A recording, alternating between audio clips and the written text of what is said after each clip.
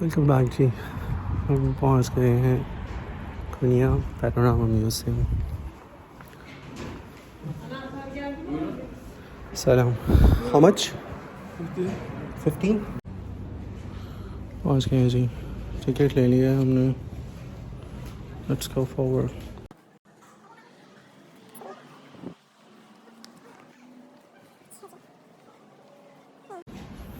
Inside सारी paintings हैं और आउटसाइड बाहर आउटडोर में सारी मिनिएचर मॉडल्स हैं।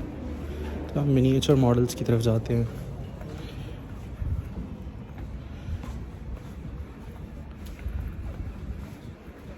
ये जी मौलाना की तुर्बसी, उसकी कंप्लीट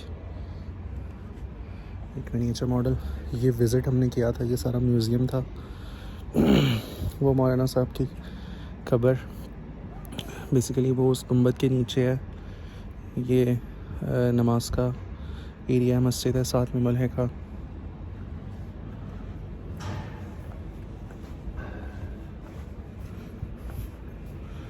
और वहाँ अल्लामा इकबाल की उनको ट्रिब्यूशन देने के लिए, ख़राज तहसीन पेश करने के लिए जो कब्र बनाई गई है वो है। ये जो है बेसिकली यहाँ दूसरे छोटे छोटे मकबरे बने हुए हैं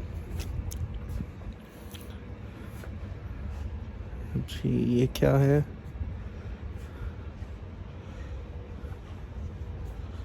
ये है जी इसके शहर मौलाना लॉज।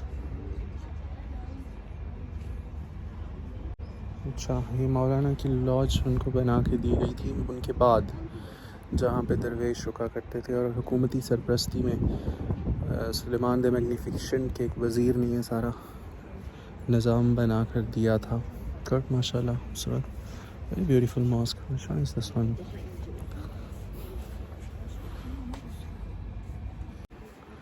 1545 में कायरो, शायद ये मिस्र में हो या नाम इसका कायरो हो, आइडिया नहीं है।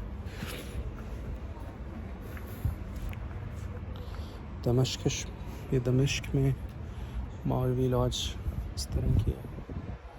हाँ, वो अंदर भी ना उनके वो लगे हुए थे मौलाना के उसके अंदर, खानकाह के अंदर, कि कहाँ कहाँ उनकी खानकाहें फिर फैली।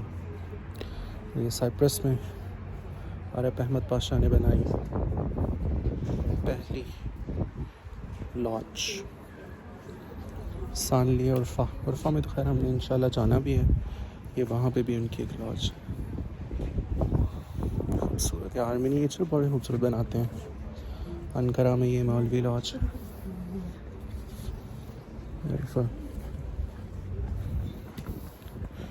Moving on, Kilish.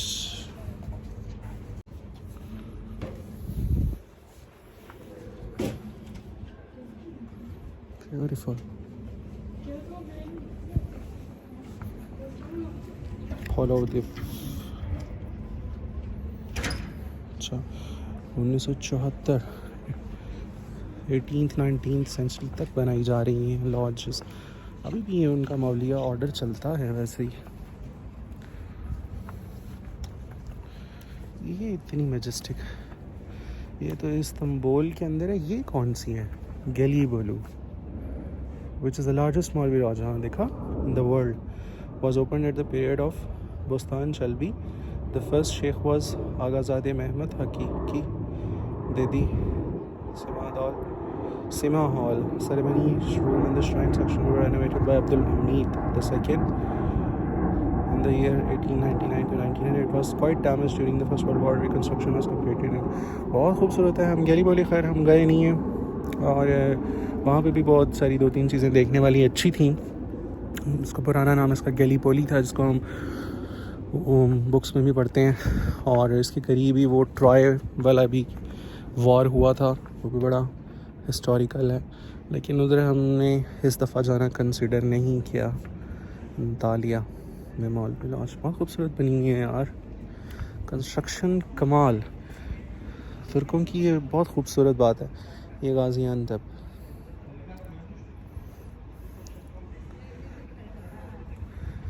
कि अपने जो घर वगैरह हैं वो ये नॉर्मली बनाते हैं, लेकिन ये जितनी भी आर्किटेक्चरल चीज़ें हैं माशाल्लाह कमाल कर देते हैं। मोन्यूमेंटल चीज़ें तो कमाल कर देते हैं।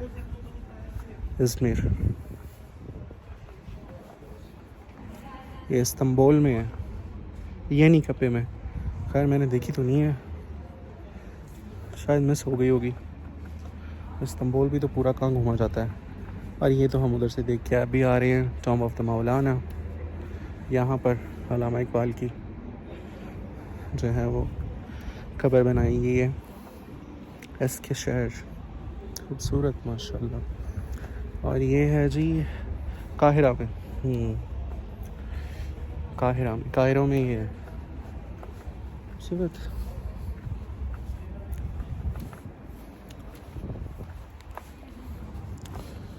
इनसाइड चलते हैं, हम देखते हैं। ये जी हम इनके पैनोरामा म्यूज़ियम के अंदर एंटर हो गए हैं। ये यहाँ से बल्ख से चला, मौलाना के वालिद मोहतरम उनको लेके निकले। और वो बेसिकली मंगोलों के जो है ना उनकी वजह से मर्व गए, मशहद गए, निशापुर में कुछ देर ठहरे, फिर बगदाद आए, बगदाद से कूफे गए, मक्का गए, मदीना गए। मक्का और मदीना के अंदर वही अपनी रिलीजियस पिलग्रिमेज पूरी की। फिर शाम गए, मल्ताया गए, अर्जनकान गए, शिवाश गए, केसरी गए, और फिर करामान में आके रुक गए। और फिर फाइनली सेटल डाउन हुए कोनिया में। तो ये उनका पूरा मैप बनाया गया, कैसे उनका सफ़र कहाँ से शुरू हुआ और कहाँ तक गया। मौलाना ख़ुद बहुत बड़े आलम थे। Muhammad Maulana Jalaluddin Rumi was born near Balkh, ठीक है। और फिर सो ऑन वो उनका वो सफ़र रहा। मौलाना की फिर जो रिस्पेक्ट है वो ख़ुद बादशाह किया करते थे। Sultans invitation. बहाउद्दीन वलद वो सूफ़ी थियोलॉजियन, इसके फादर थे बहाउद्दीन हज़रत मौलाना के। And his fame had spread throughout the land. सुल्तान अलाउद्दीन के को बाद इनवाइटेड बहाउद्दीन, बहुत रिक्वेस्ट करके इनको बुलाया गया था। और फिर उनको यहाँ पे के मदरसे का हेड बनाया गया। और फिर जिस वक्त उनकी वफ़ात हुई तो फिर मौलाना जो थे वो उस मदरसे के हेड बन गए at the age of almost 24-25। ये हिस्ट्री मैंने ऑलरेडी थोड़ी जगह पढ़ी थी।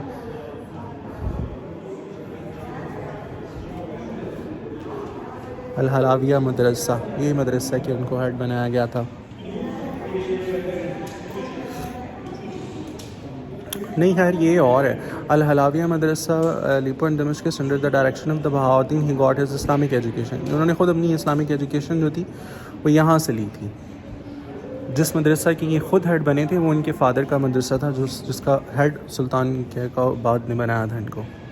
2C meeting.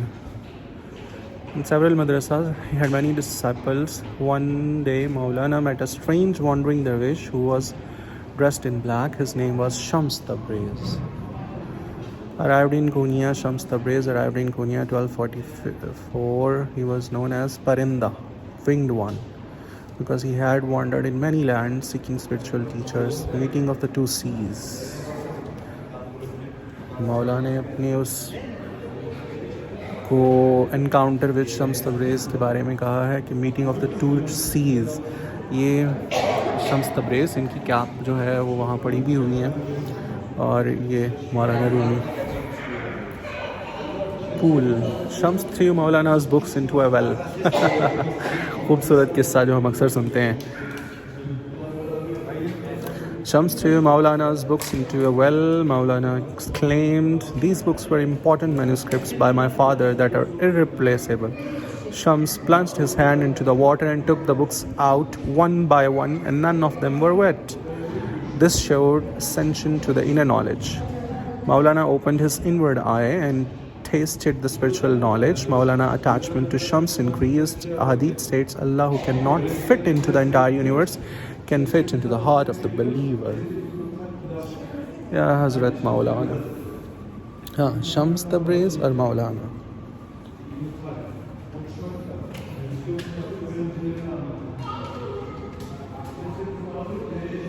Beautiful.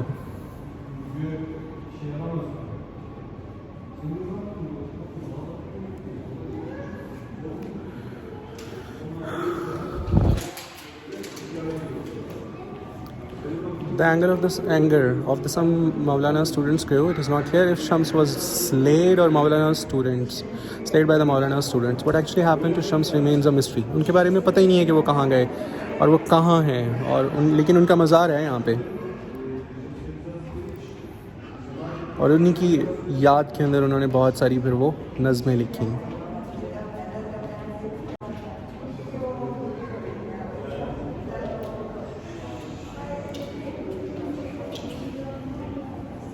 The Mongol invasion was brutal. The Mongols had razed and burned every place they had passed through. The people of the Kunya were in despair and appealed to the Maulana for advice.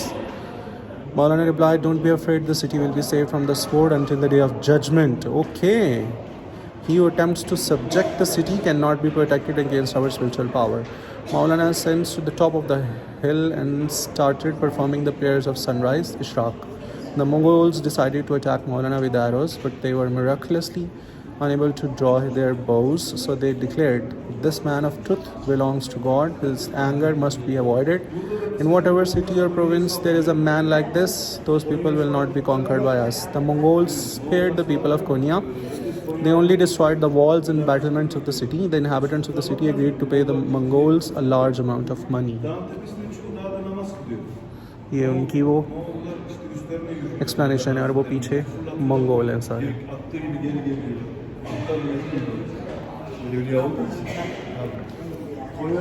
Maulana's last days. I'm the slave of Quran while I still have life. I'm the dust on the path of the Muhammad, the chosen one. If anyone interprets my words in any other way, I deplore that person and deplore his words. Okay. मौलाना फरमाया करते थे कि मेरी बातें जो हैं वो यही समझा जाए कि वो कुरान से मुताबिकत हैं और अल्लाह के नबी की पैरों की खाक से मुताबिकत हैं. तो अगर किसी को मेरी बात उससे अलग महसूस हो तो वो गलत समझ रहा है. ये उनकी फ्यूनरल सेरेमनी और ये उनके मौलाना के शागिर्द.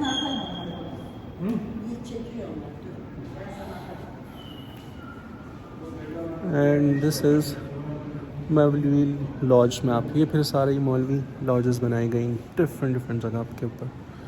कहाँ कहाँ है. हाँ, बगदाद, काहिरा, मदीना में भी थी और मक्का में भी थी. ओके.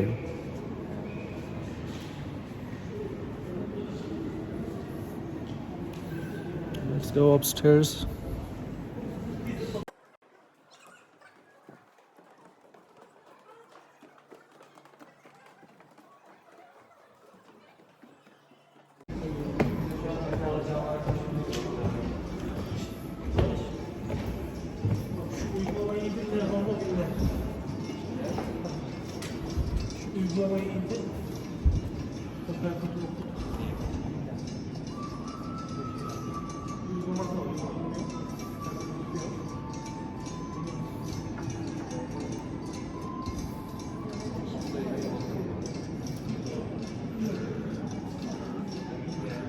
उस वक्त का कोनिया.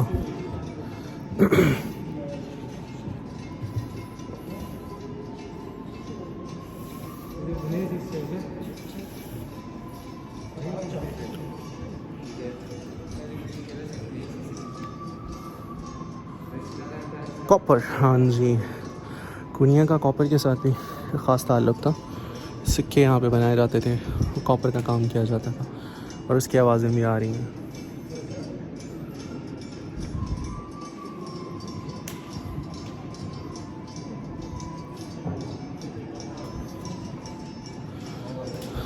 थर्टीन सेंचुरी में गोल्डन एज ऑफ इस्लाम थी.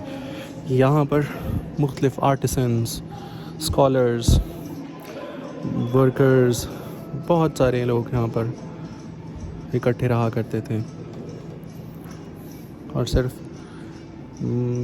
मुसलमान नहीं, मुख्तलिफ़ मज़ाहब के लोग इकट्ठे रहा करते थे. फॉर एग्ज़ाम्पल जैसे ये एक क्रिश्चियन नज़र आ रहा है और जिस वक्त मौलाना की वफ़ात हुई तो उस वक्त उस आबादी की क्रिश्चियंस, ज्यूज़ बहुत तादाद में रहते थे. वो सारे इकट्ठे शामिल हुए थे सेरेमनी के अंदर. ये उनको सारे अकीदत की निगाह से देखते थे।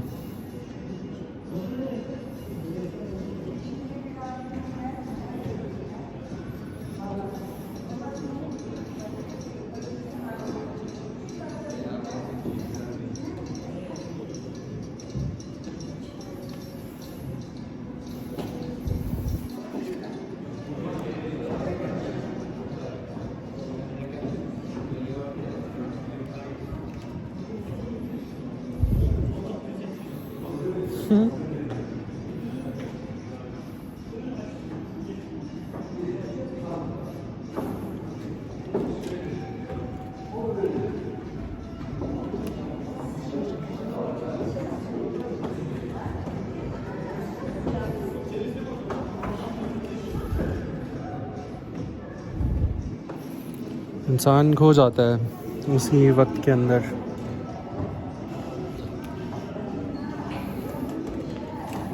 ये कोई अब ख्वांचा फरोश है, कुछ बेच रहा है, अंडे भी हैं, मुर्गियां भी हैं, बाज़ार की कैफियत है। वो कसाब बैठा है। कसाब वैसे जिस तरह उर्दू में कसाब है, तुर्किश में भी इसको कसाब ही बोलते हैं।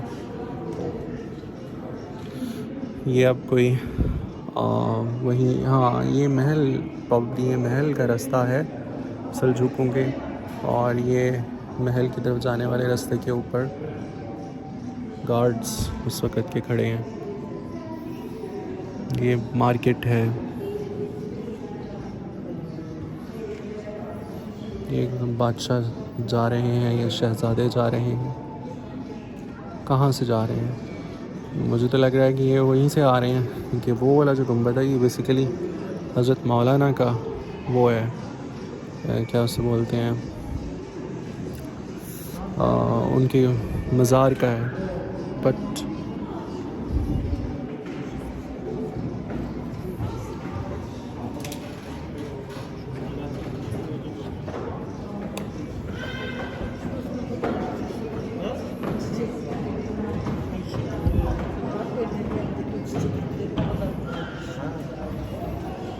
वैसे ऐसा लग रहा है कि जैसे ये बेसिकली जो है ना, कुनिया से बाहर निकलने का रास्ता। ये कुनिया के बाहर क्या आबादी है, क्योंकि वो सारी वॉल्स हैं जिन्होंने पूरे शहर को अहाता किया हुआ है, वो दूर तक जा रही हैं। वो उधर एक रास्ता है एंट्री का, और ये सारा कुनिया शहर की दीवारों के अंदर है।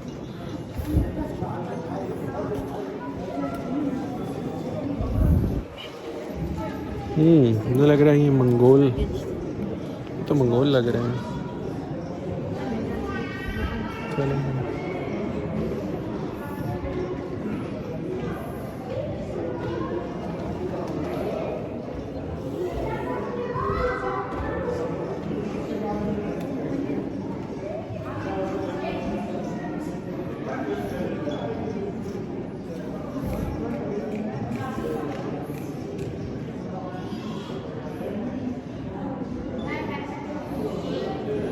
स्पाइसेस बेच रहे हैं, मछली, ब्रेड। पीछे फिर बाज़ार है छोटा सा।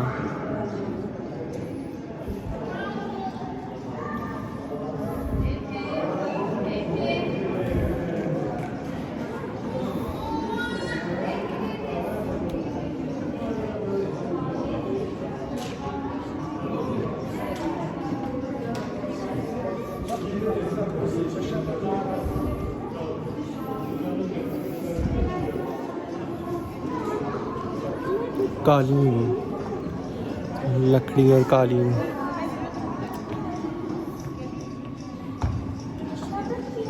खूबसूरत। And this is it ji.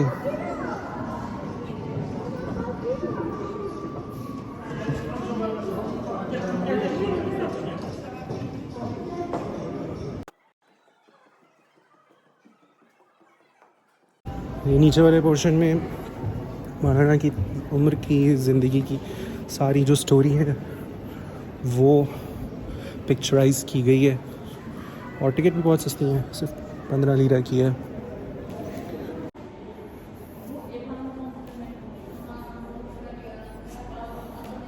Seljuk, architectural style.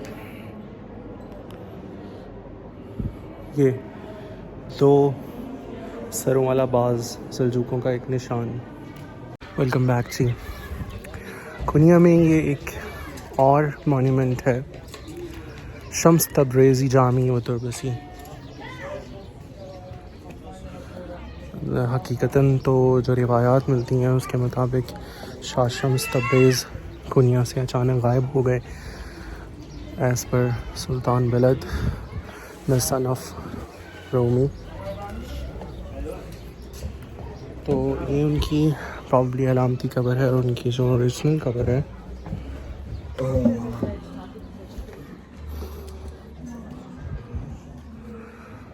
वो खोए ईरान में।